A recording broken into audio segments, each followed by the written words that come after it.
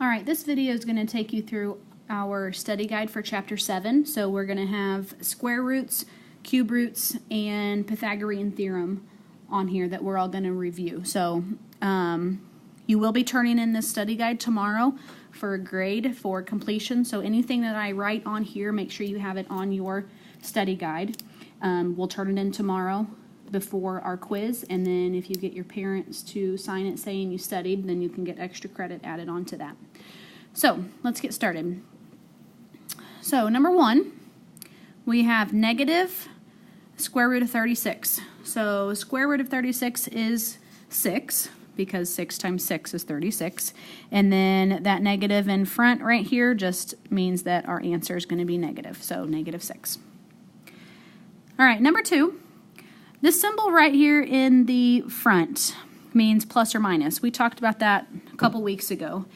And on Linkit, whenever you go to take your quiz tomorrow, you'll have your fill in the blank box right here, and then over on the right hand side you'll see like this little 4-leaf clover looking like thing.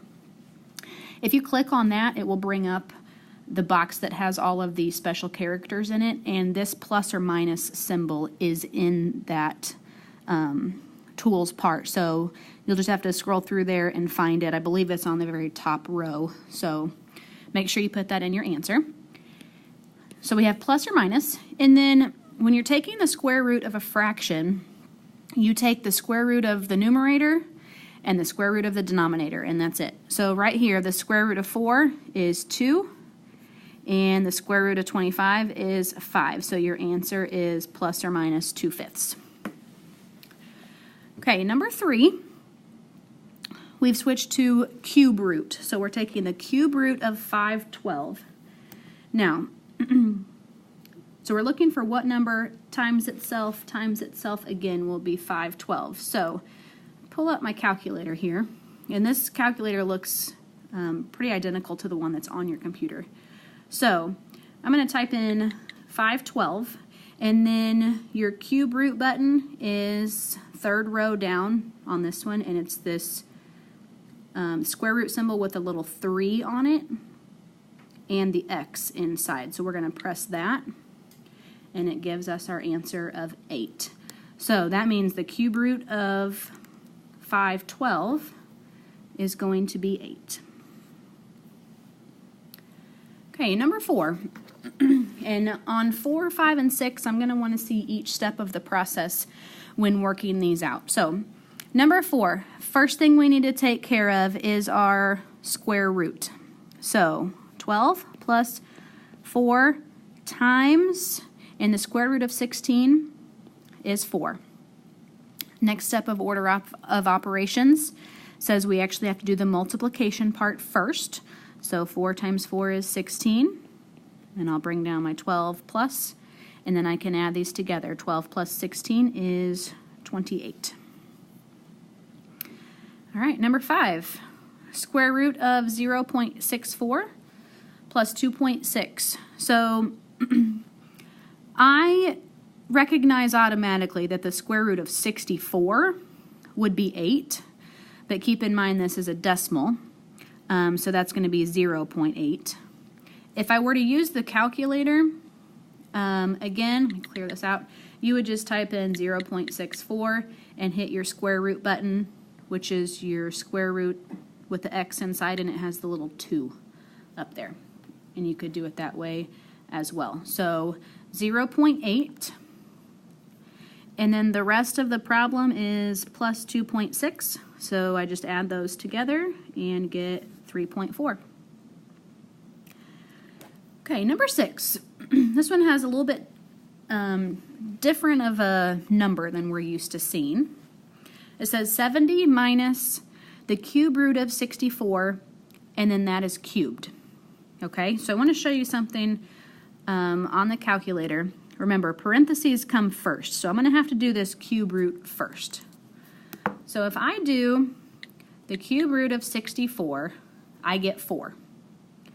But then remember, it had the exponent of 3 outside those parentheses, so that means I'm going to take 4 and I'm going to cube it.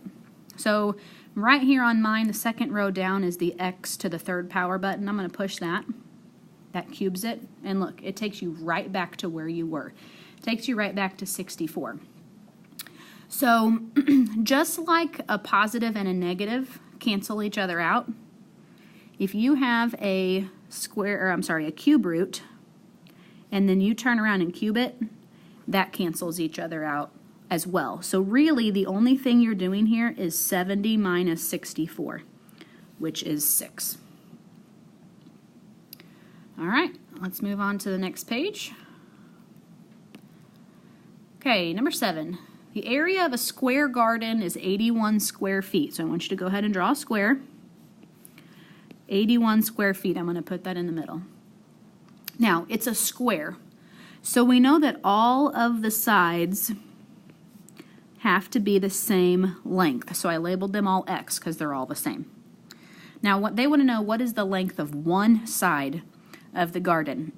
So remember, to find the area of a square, you just take length times width. So in this case, X times X would be 81. Or you could rewrite this X times X as X squared. And then that shows you, I'm going to come up over here, that all you need to do to solve this is take the square root of 81, which is 9. 9 times 9 gives you 81. Excuse me. Okay, number 8. Find the value of X. Okay, so it's been a little while since we've done this. First thing I want you to notice is that you have a right triangle. There's your right angle right there. Okay, so some of you may remember how we did these. We have to use the Pythagorean Theorem. Anytime you have a right triangle, so come over to the side, we're going to write this. Anytime you have a right triangle, you need to use this formula. A squared plus B squared equals C squared. Now, remember, we talked about really the only letter in that formula that matters is the C, because that's your hypotenuse. And remember, your hypotenuse is the side that is opposite from the right angle. So in this instance, it's going to be 13. So I'm going to plug that in for the C. And then your 5 and your X, it doesn't matter which one's A and which one's B. So I've plugged my numbers in. I have 5 squared plus X squared equals 13 squared.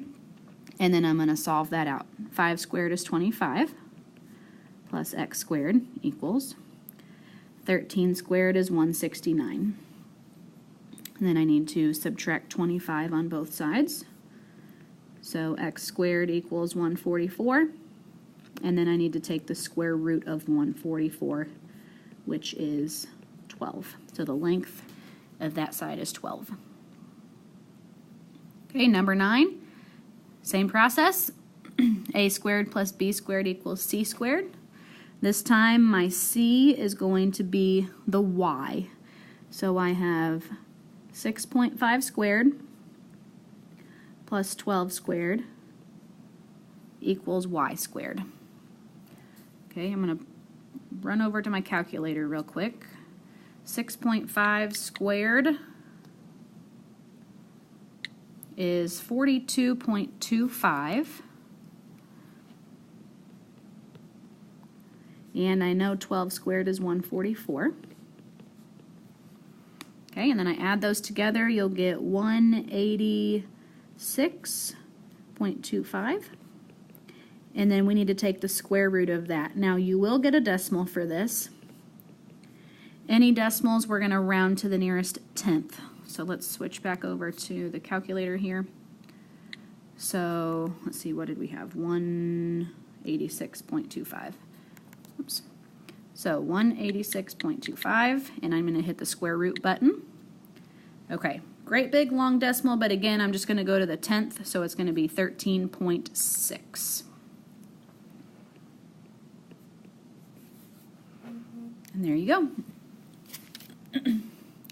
All right, flipping over to next page.